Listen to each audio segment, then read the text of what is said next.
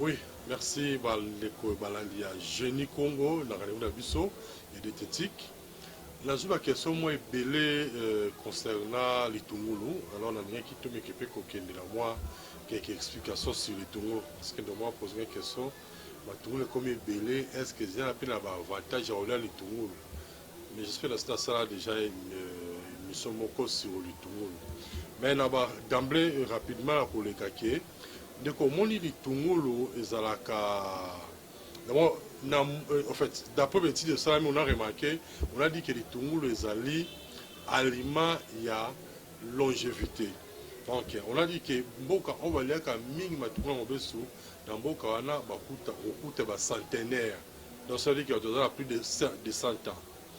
Alors, pourquoi? Parce que les Tungulu, d'abord, c'est antiseptique, c'est riche en soufre, azaka antibiotique azana mo élément ebelé na kati ya Tungulu wana. Alors d'où au moni yango même à l'époque Tungulu zelo rotolia kango le loté mais zelo ya banda kala. Mais sauf que batu ba comprendre na le Tungulu peut-être. Parce que Tungulu déjà avant parce que Tungulu a été découvert depuis 16e siècle. Et on a d'abord bané ko c'est là on juste pour la retraiter pe ba maladie. Pour la calcul rénal. C'est calcul rénal la plus réel. Nous sommes dans la rein. Nous sommes dans la rein, pardon. Nous sommes dans la rein. Souvent, on utilise le feuille de l'oignon. Et puis, tu vas dans la première stérilité. Mais ce mois, soit on va dans la première stérilité. Maintenant, on sait que c'est comme la période de fécondité. C'est moi-ci. Ce qui a ça à ovuler. Donc, comme la période d'ovulation, ma feuille à l'itungulu, tout y en haut. Ensuite, tout y, c'est moment à purger. Pendant la période où il y a ovulation. Alors ça donnait les résultats. Mais dans mon bal, il y a des exemples, il fallait attendre moi snezemi, il y a pour purger aussi bah faire il y a les Tungulu. C'est ce qui s'est passé là dans le 16e siècle. Alors, il était vraiment ça l'étude pour remarquer le bien fondé à l'Itungulu. C'est pour là remarquer qu'il y a riche dans le souffle, azali antibiotique, antiseptique. L'Itungulu a éviter même la maladie à diabète, pour éviter la maladie à tension, ainsi de suite. Alors, l'Itungulu, c'est pourquoi dans cette émission, l'Itungulu avait bien que l'Itungulu a anti-inflammatoire aussi, c'est bien. Azapé anti-inflammatoire, il est recommandé dans la douleur dans zoto. Mais des articulations, bon zoto passe, ils ont recommandé mini kolia comme Tungulu ya mobesu pendant les repas. Donc tant on va servir au loco, moi j'ai Tungulu à 4 lios. Aux olia net de faire pilipili. Pour bénéficier de la propriété nous sur yani Tungulu. Alors, je rappelle rôle aussi à quitter sa tension. Soit il faut stabiliser la tension pour moment de tension matérielle, alors ça niveau tension qui t'a non. Le Tungulu joue un rôle il y a pour stabiliser la tension. Pour que la tension soit stable, souvent il est recommandé à Motolia qu'à le Tungulu régulièrement pendant le repas. Vous savez, j'ai toujours dit une chose qu'il y a bateau. Vous savez, Ezama B Makasi, au lieu qu'à qui c'est munganga chaque jour. Maman, voilà, mes papas, c'est pourquoi j'avais dit la fois passée, ce que je qui c'est attention chaque jour. Je qui c'est diabète chaque jour. Au kita, au matin, et le coup, effet secondaire à la langue, ils allaient premier tour le sexuel. Donc, donc tu aurais un problème grave sur la sexualité. Alors moi, si par exemple, il y a frigidité. Moi, ça se ça parce que le fait de consommer trop de produits, il y a tension, il y a cœur aussi, et même aussi produit à diabète. Alors, c'est ça un peu. Alors, c'est pourquoi j'ai toujours conseillé aux gens, il y a un système, il y a un mini oignon pendant les repas. Donc voilà, même moi, mon qui pète. Il faut le consommer régulièrement. Alors, les Tungulu toujours, ne vous en faites pas. Numéro 1, moi, comme il y a des questions à poser, au Komalayo, au Béinka après, dans 081 81 14 3 6 5. 081 81 14 3 6 5. ou bien 089 62 68 038. Un numéro là, 089 62 68 038. Alors bien que tout ça émission de tout le monde, mais ça le va dans Kalabatu, mais ça là qu'on les rubriques comme bien qui dans un rappel à cabinet, un cabinet ils ont 4 il y a Carrefour de jeunes. On est placé bureau dans les alaka. Alors on a battu presque chaque jour de 11h à 17h. Peut-être aux on a une émission à la souka, il n'y a pas un problème. Si on a posé la question, on a posé la préoccupation, bureau dans 4 il y a Carrefour de jeunes. Donc au matière étage, premier étage, première porte. Nous sommes à cet étage, c'est où nous parlons en réalité.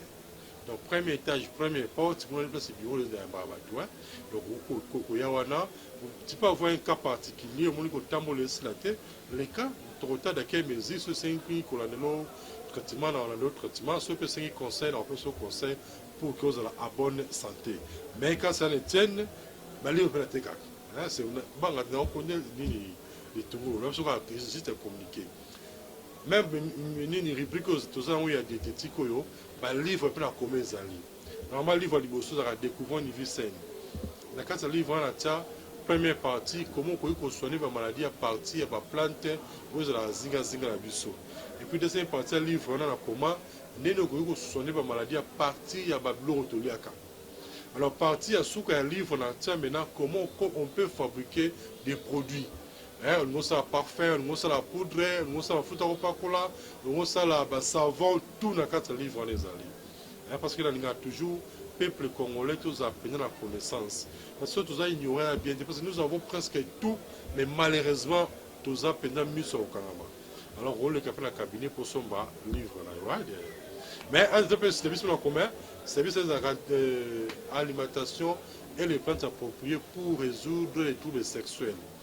Un rôle écapé pour que ose mais nanzela on est dans ça bon jusqu'à dans zolinga là comme nécessité les livres c'est déjà pour la personne on a côté la ligne dans Tumulu j'avais déjà écrit et c'est comme la souka dans ce livre vraiment thème dans les alimentation et le plante approprié pour résoudre les troubles sexuels et la stérilité. Parce que j'ai fait un constat même dans le cabinet, toute la stérilité comme élevée. Parce qu'on a maintenant comme un livre, comment on peut se faire soigner pour soigner la stérilité, en soigner les troubles sexuels, dans le cadre de l'infection, la tension, la hernie, le diabète, dans ce livre-là, on a publié ce qu'on a. Mais dans la publié, on a un sponsor. C'est bon, les Nipoya. On sponsorisé, on paraphrasé, soit on parrainé, on a bien ma casse. Pendant que on a une valeur pour que Matuba me découvrir ma bombe ami où ils ont un bloc par rapport à tout de sexuel, par rapport à la stérilité. C'est ça un peu. On est dans le cabinet.